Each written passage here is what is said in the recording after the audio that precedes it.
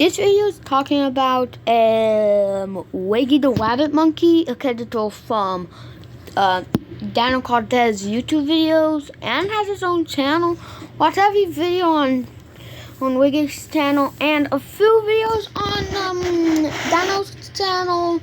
So yeah, then come back to this video. So this YouTuber Dotsa said something, I don't remember.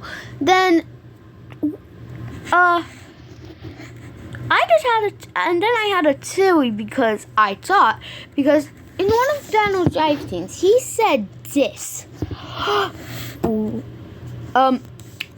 Wiggy doesn't care about his parents. And in one of Dot's videos, Wiggy, it's just a theory saying that Wiggy doesn't like his parents because he's basically the middle child in this situation.